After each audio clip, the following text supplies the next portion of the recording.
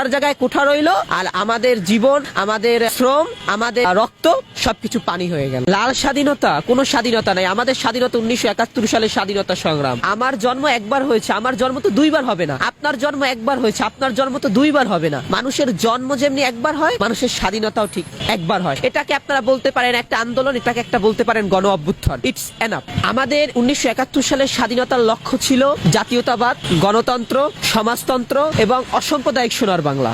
একটা মিছিল বের হয় মসজিদ থেকে, আর একটা মিছিল বের হয় মন্দির থেকে, মানে ধর্মীয় সংঘাতের পথে বাংলাদেশ। তাহলে আমরা কেমন বাংলাদেশ দেখতে চাচ্ছি, আর কেমন বাংলাদেশ আমরা অদূরে পাবো, সেটা এখান থেকেই বোঝা যায়। অতএব আমাদের উচিত 71-এর স্বাধীনতা, সার্বভৌমত্ব, 71-এর শহীদদের যে একটি আশা ছিল, সেই কাঙ্ক্ষিত আশাকে পূরণ করাই হচ্ছে আমাদের সকলের একান্ত দায়িত্ব এবং কর্তব্য। 1952 সালে ভাষা আন্দোলন হয়েছে, 1969 সালে গণ অভ্যুত্থান হয়েছে। তাহলে আমরা 1969-এর গণ অভ্যুত্থানকে কেন স্বাধীনতা বলছি না, 71-কে কেন স্বাধীনতা বলছি? আমার কথা হচ্ছে 1969 সালে তো একটা গণ অভ্যুত্থান হয়েছিল, এরপর এরশাদ বিরোধী আন্দোলন হয়েছিল।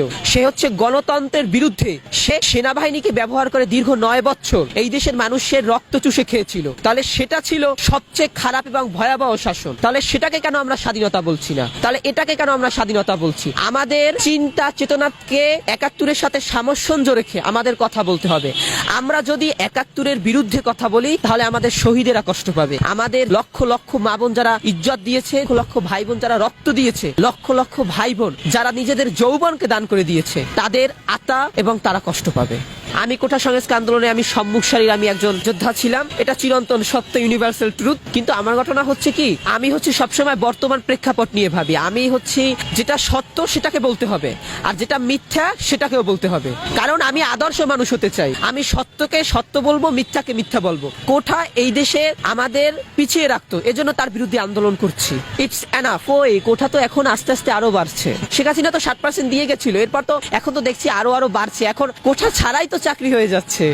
আমি তো ভাবছি যে আদর্শ মানুষ হয়েই ফুল স্টপ করবো, চাকরির দিকে আর ভাববো না। কারণ আমার তো আর ওই সেই ব্যাকগ্রাউন্ড নাই। যে সমন্বয়করা তারা বিভিন্ন জায়গায় আসামিকে ছাড়িয়েও আনছে, হাতিয়ায় আসামিকে ছাড়িয়ে আনছে, এমনও দৃষ্টান্ত দেখা গেছে। হয়তো টাকার বিনিময়ে, এটা তাদের ব্যক্তিগত ব্যাপার। তা না হলে তারা এতগুলো গাড়ি পেলো কোথায়, বাড়ি পেলো কোথায়, আমি এগুলো কিছু ভেবে পাচ্ছি না। আমি ভাবছিলাম কি জানেন, যে এই দেশে প্রত্যেকটা যোদ্ধাই হচ্ছে মাওলানা ভাসানী হবে।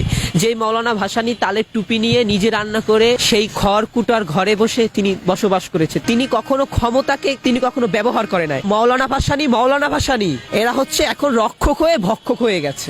রক্ষক এখন ভক্ষক। কোঠার জায়গায় কোঠা রইলো, আর আমাদের জীবন, আমাদের শ্রম, আমাদের রক্ত সবকিছু পানি হয়ে গেল। 1971 সালে 7ই মার্চে যে বঙ্গবন্ধু শেখ মুজিবুর রহমান যে একটি ভাষণ দিয়েছে, বিশ্ব সারা জাগানো ভাষণ, এবং আমরা যেটাকে বলি সম্মোহনী নেতা, মানে 7ই মার্চের যে ভাষণটা। আমি পুরান ঢাকার ঐতিহ্যবাহী মহাবিদ্যাপীঠ সরকারি সৈয়দ সোহরাওয়ার্দী কলেজে একাদশ শ্রেণীর মানবিক বিভাগে অধ্যয়নরত আছি। আপনার স্বপ্ন কি হতে চান জীবনে? আমার জীবনে যে স্বপ্নটি, সেটি হচ্ছে একজন আদর্শ মানুষ হওয়া।